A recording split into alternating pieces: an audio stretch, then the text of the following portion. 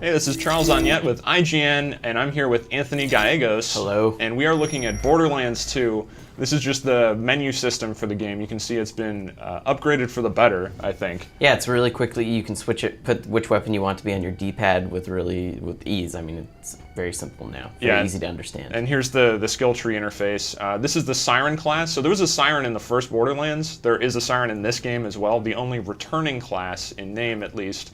But this Siren plays completely differently from the Siren in the first game. You can see at the top of the 3 skill branches there, the little icon, that is the main action skill. It's called a phase lock for this Siren. So you don't do phase walk, which was the action skill of the Siren in the first game, which basically let you turn sort of ethereal and run through enemies and do damage and stuff like that. This one is a phase lock, and you'll see it in a little bit up here after we get past that giant dump truck. But what it does is it basically locks an enemy down in an energy bubble so that they can't move. And it seems like a really good one that would work great with the Gunzerkers that we see here, because since it locks them down and makes them vulnerable to damage, then the Gunzerkers can just wail on them. Yeah, it's great for crowd control, and this is a multiplayer game. So Borderlands is basically like, there's the phase lock right there, so it locks the enemy up in the air. So Borderlands is basically Diablo. It's pretty much the exact same idea. You run around, you kill a bunch of stuff. That stuff drops loot all over the place, which you can see right there. Loot explosion. Oh my god, green weapon. You get money, you get all sorts of different weapon types, and you get experience, and you level up, and you develop your character. So it's basically just Diablo as a first-person shooter. And the first game was a lot of fun, had some quirks, but the second game so far is looking pretty great. It looks really nice. And one of the things I want to point out is the weapon models you're seeing here, the firing animations, the reload animations, the type of ammo they shoot out. I mean, it's not like you have 6 weapons in this game. There are an insane amount of weapons in this game, and you can just see all the different types of weapon effects, like that reload animation with the huge magazine on the bottom there.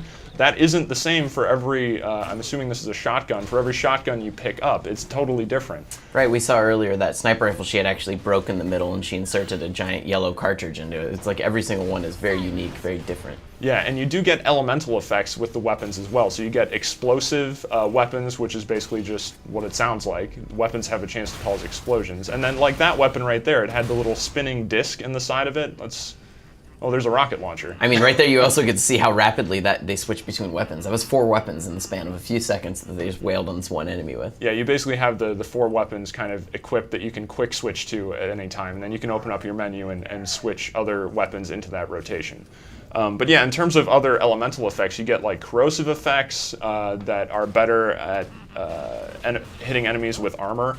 The electrical stuff can electrocute enemies and is really good for taking down shields. Yeah, because some enemies will, like the health bar there you can see is just health, but some enemies will actually have shields. I was going to say, I like too on this enemy how we see like various weak points as well. Like you blasted away the crystals on the leg and then it opened up a vulnerable spot for you to whip. And you can see right there actually the crystals just grew back. So you're constantly in a battle. And this is a larger version of that creature. Obviously there's a smaller one.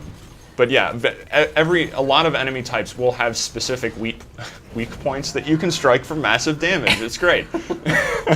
But it just adds another layer of depth to the gameplay. And in addition to that, switching between elemental types, because some enemies will resist fire, so you don't want to use fire weapons against them, so you can switch to something else. There's actually a new elemental type in this game called slag, that if you hit an enemy and they become sort of affected by the slag, they will take enhanced damage. So that's also good for group situations, because if you have a slag weapon and you coat enemies in slag, then your co-op partners can show up and do additional damage. So it's just another thing that helps out. I love the ridiculousness of Borderlands. Right here you killed a giant enemy and for no explainable reason a giant chest comes out of his body. But why is it there? Because it's awesome. Yeah. It feels so rewarding to get a chest. The world of Borderlands really doesn't make any sense, and that's absolutely fine. The first game took itself, at least in the base game, took itself a little too seriously, and then throughout the development, throughout the course of DLCs and stuff like that, the sense of humor has really come through, so it embraces its goofy nature. Also, Borderlands has amazing animations for treasure chest opening, which is a completely random detail, but when you find a treasure chest and you get that crazily detailed animation for the opening, it's really satisfying. It feels very special. It makes you really look forward to what's actually going to come out of there. In terms of what the Siren class can do, now they do have the phase lock skill, but that can be modified in a bunch of different ways. It can actually be modified, and I don't believe we see that in this footage.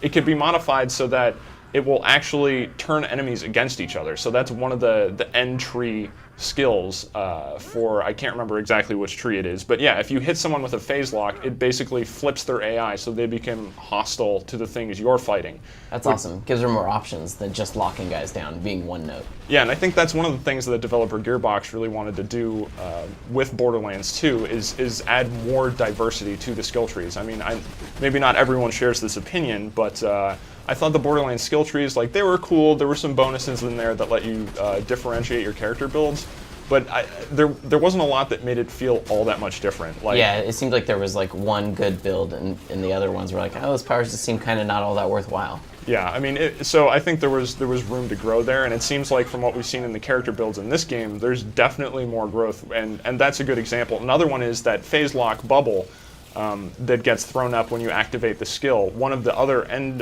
entry sort of modifiers for that actually lets you drop the enemy from the air. So when they're in this state, you can slam them into the ground and they'll do like a fire AoE all over the place. Another thing I think we're getting good ideas, not only did they expand like the powers to be more diverse, but everything's more diverse. The weapons are more diverse, the enemy types, like we've already seen like 8 different enemy types, and I think the first game had a lot of repeating enemy types. Yeah, and this is just in one specific area, and you can see how these Thresher enemy types, this is an enemy you'll be fighting throughout the game. It has limbs all over the place. It's not just the core. And you can actually attack those limbs individually. Oh, here you go.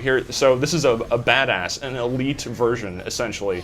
And you can see it's resisting some of the elemental damage there. Also note the ridiculous firing animation on this gun, which is just one of an insane amount of guns. You can see how it just slowly kind of opens up as you hold down the trigger. But yeah, you can see that you can attack the individual limbs in this case. So this is not... Oh my gosh. And they have special attacks, and you don't die necessarily. You can fight for your life. If something dies while you're down, you'll actually get a revive, which... That's always been nice. If you kill something, you'll get to stand back up. Otherwise, your teammates can come and revive you. Yeah, there you go. You got a second win. You got revive. But yeah, there's just so much going on in this game, and there's so much that's been improved since the first game that... I mean, this is... You know, my top 3 basically in terms of most anticipated games for 2012. Yeah, I mean, if you're the type that has been looking forward to Diablo, well, after you tear through Diablo 20 times, by the time that goes around, September will be here, and then you can play Borderlands. Yep, and for a lot more on Borderlands 2, you can check out IGN.com or IGN's YouTube page.